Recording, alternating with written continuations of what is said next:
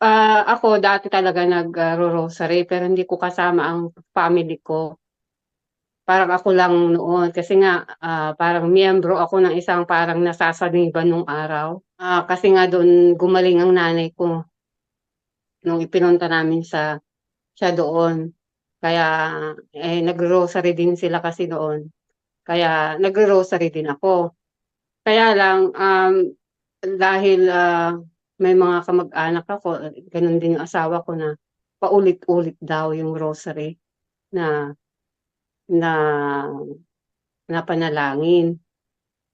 Eh, dahil, hindi ko madepensahan nung una, dahil wala nga ang kaalaman, nanood ako sa YouTube nung una, Know the Truth muna doon.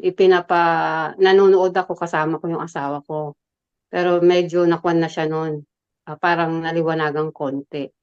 Hanggang sa yun nga dahil nag-pandemic nung mga panahon na yun, that was 2020, siyempre nakatuon tayo lahat sa gadgets, sa TV, sa YouTube. Ngayon nakita ko yung kay kay, kay Father Darwin at Parva sa kwan nila ng INC. Hanggang sa yun nga naliwanagan ako na pagka pala family ang nag-grocery, effective yun, it's a weapon sabi nga. It's, ma ma pananggalang sa lahat ng bagay. Hanggang sa nagro-rosary ako, ako lang muna nung una na lumuluhod ako sa aking altar, maliit na altar, tapos yung asawa ko, yun nga nanonood sa likod ko ng TV. Habang ako nagro-rosary pero yung TV niya, mahina, hindi mo maririnig. Pinapahinaan naman niya, parang ako lang.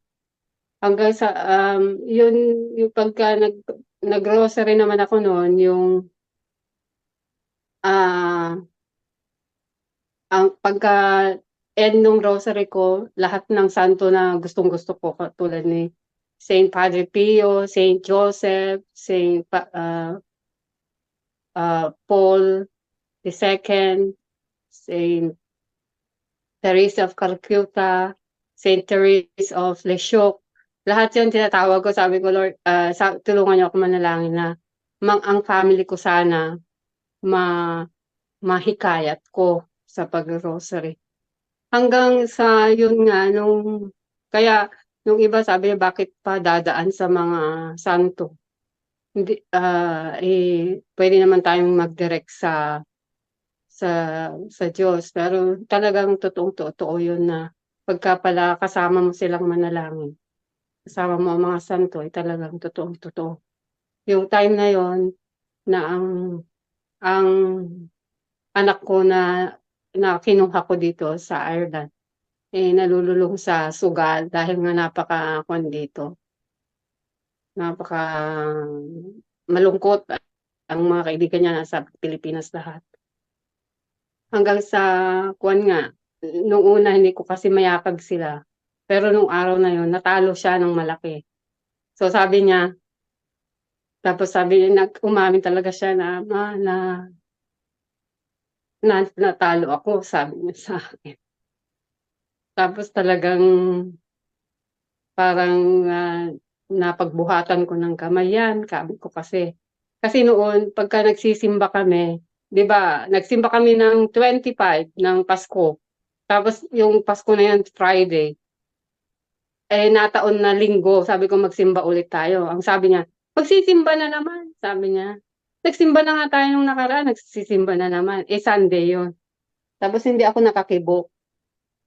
Tapos, yun nga nung araw na yun sabi ko, ayan, sabi ko, um, "Ayaw mo magsimba," kako, ayan, "di ngayon napalo ka na," sabi kong gano'n.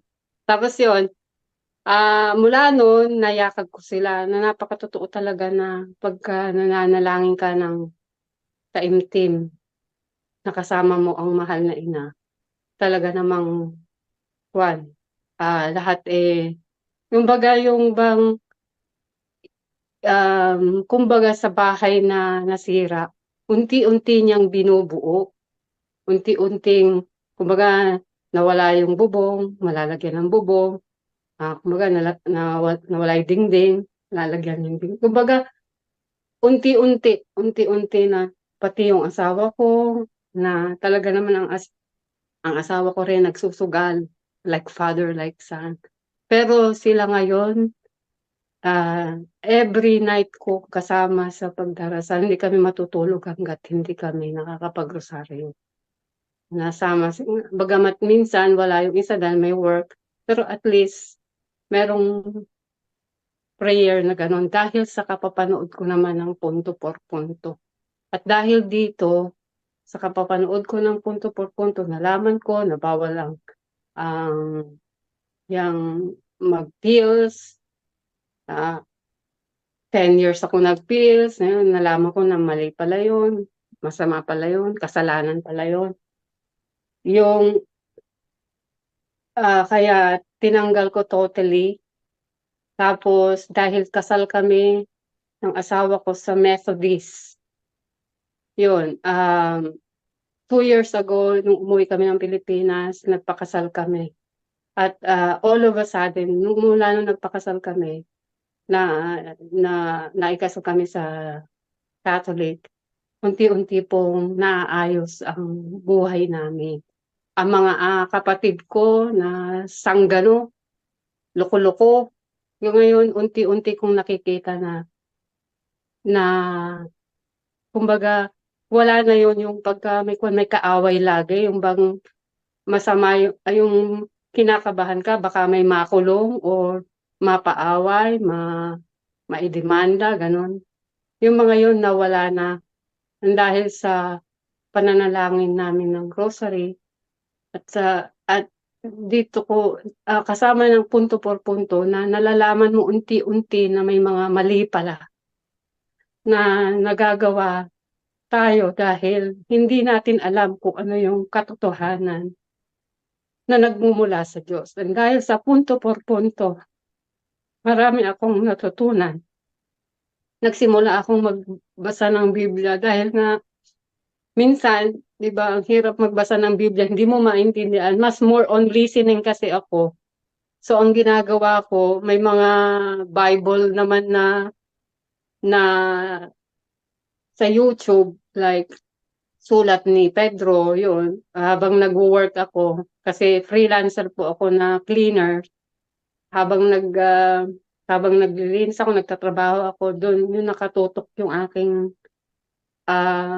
minsan yung mga sa Bible na minsan na doon mo mas nakikilala ang Diyos, nakikilala kung ano nga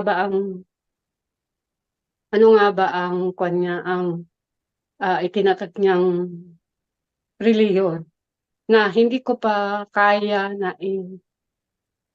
ipa-explain sa mga pamilya ko, pero at least nag-rosary kami ngayon at yun ang dalangin ko sa Diyos na sana maintindihan nila ang kahalagahan ng relihiyon na itinatag ng Panginoong Jesucristo. At ang dami po mga nangyari na sa amin na pagka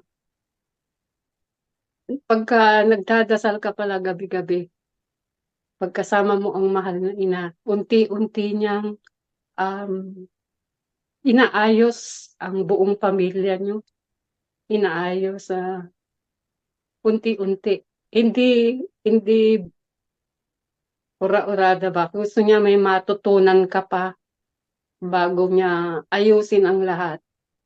Hanggang sa ngayon, okey na po kami. Gusto namin na pagka umuwi kami ng Pilipinas, dahil uuwi po kami 2 weeks. Although ginawa na po namin yun last 2 years na sama-sama kaming nag-rosary ng buong kuwan namin, kamag-anak po namin.